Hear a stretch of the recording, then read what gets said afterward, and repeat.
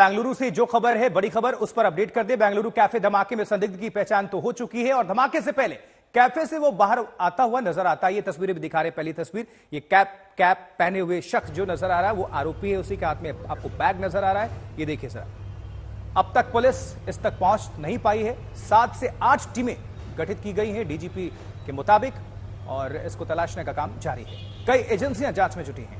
NIA, NSG के बाद चेन्नई से बॉम्ब स्क्वाड की टीम और डॉग स्क्वाड मौके पर पहुंचा है। वही सूत्र बता रहे हैं कि धमाके में आईईडी और टाइमर का इस्तेमाल भी किया गया। संदिग्ध ने ब्लैक बैग छोड़कर वो गया। उसके जाने के 10 मिनट के बाद धमाका होता है।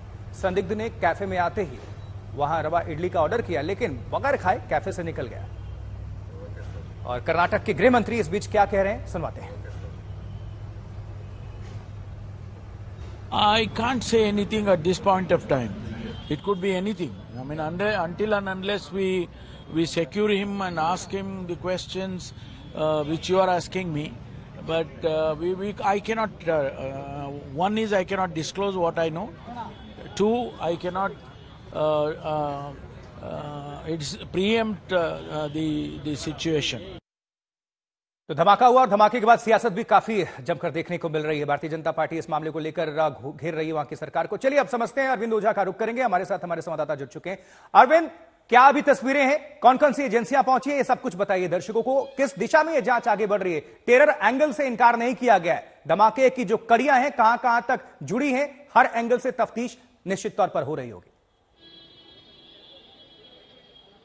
नहीं, बिल्कुल देखिए, टेरर एंगल से इनकार तो बिल्कुल नहीं किया जा सकता, क्योंकि जिस तरह का एक्सप्लोसिव था, टाइमर का इस्तेमाल किया गया है, जो मौके से चीजें मिली हैं, इन सब के बीच सबसे पहले मैं आपको तस्वीर जरा दिखा दूं। अभी भी एनएसजी की टीम जो लोकल पुलिस है उससे बातचीत कर रही है।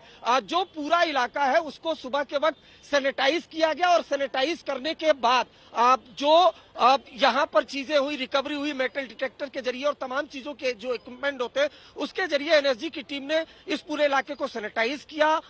जो कुछ भी यहाँ से आईईडी, जब ये धमाका हुआ तो जो कुछ भी चीजें यहाँ पर बिखरी पड़ी थी उनको इकट्ठा करने की कोशिश की गई और जो नेचर है, जो आईडी का नेचर है, वो उसमें टाइमर का इस्तेमाल किया गया है और जोरदार धमाका हुआ। जरा सामने की तरफ देखिए गाड़ी, जहां 3 पुलिसकर्मी खड़े हैं, यहीं से जोरदार धमाका हुआ। उसके बाद अफरा तफरी मच गई। तो आतंकी मॉड्यूल की अगर बात करें तो कर्नाटका और बेंगलुरु में दिसंबर में ही बेंगलुरु पुलिस ने एनआईए के साथ मिलकर लश्कर के एक बड़े मॉड्यूल का खुलासा किया था, जिसमें बड़ी संख्या में हथियार और वॉकी टॉकी रिकवर हुए थे। उनसे पूछताछ में खुलासा हुआ था कि बड़े आतंकी हमले का प्लान था। उसके अलावा एनआईए और सेंट्रल एजेंसी लगातार कर्नाटक में अगर बीते 3 से 4 साल की बात की जाए तो अलग अलग इलाकों में कर्नाटक के वो रेड करती रही है।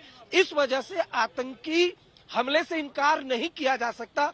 ये भी एक एंगल है जिस पर जो बेंगलोर पुलिस है वो जांच करी। उसके अलावा कल एनआईए की टीम भी आई। जी अरविंद, जुड़े रहिए, रुक करते हैं आपका। और इस बीच कर्नाटक के मुख्यमंत्री क्या कह रहे हैं, सुनते हैं उनको। ब्लास्ट ಆಗಿರೋದು ನಿಜ। ಒಬ್ಬ ವ್ಯಕ್ತಿ ಮಾಸ್ಕ್ ಹಾಕೊಂಡು ಟೋಪಿ ಹಾಕೊಂಡು ಬಂದು ಬಸ್ನಲ್ಲಿ ಬಂದಿದ್ದಾನೆ। ಬಸ್ನಲ್ಲಿ ಬಂದು ರವೆ ಇಡ್ಲಿ ತಗೊಂಡಿದ್ದಾನೆ ಒಂದು ಕೌಂಟರ್ನಲ್ಲಿ। ಅಲ್ಲಿಂದ ಹೋಗಿ ಕೂತ್ಕೊಂಡಿದ್ದಾನೆ ಒಂದು ಕಡೆ, ಕುಡಿದ್ಬಿಟ್ಟು ಅದನ್ನ ಟೈಮರ್ ಇಟ್ಟೆಲ್ಲ ಇದೆಲ್ಲ ಮಾಡ್ಬಿಟ್ಟು ಹೋಗಿದ್ದಾನೆ। ಸೊ ಬ್ಲಾಸ್ಟ್ ಆಗಿದೆ, ಸುಮಾರು 9 ಜನರಿಗೆ ಗಾಯ ಆಗಿದೆ। ಯಾರೆಲ್ಲ ಪ್ರಾಣಾಪಾಯದಿಂದ ಪಾರಾಗಿಲ್ಲ। ಸೊ ನಾನು ನಮ್ಮ ಡೆಪ್ಟಿ ಚೀಫ್ ಮಿನಿಸ್ಟರ್ ಮತ್ತೆ ಹೋಮ್ ಮಿನಿಸ್ಟರ್ ಅವರೆಲ್ಲ ಹೋಗಿದ್ದಾರೆ। ನಾನು ಇವತ್ತು ಹೋಗ್ತೀನಿ, ನೋಡ್ತೀನಿ। तो जो मीडिया जानकारी दे रही है वही मुख्यमंत्री भी जानकारी दे रहे हैं। उम्मीद करते हैं कि इसकी कड़ियां दूर तक अभी जुड़ेंगी और अंदर हो सकता है मास्टरमाइंड ना हो, मास्टरमाइंड कोई और भी हो। इसी कड़ियों को खंगालने की जरूरत है।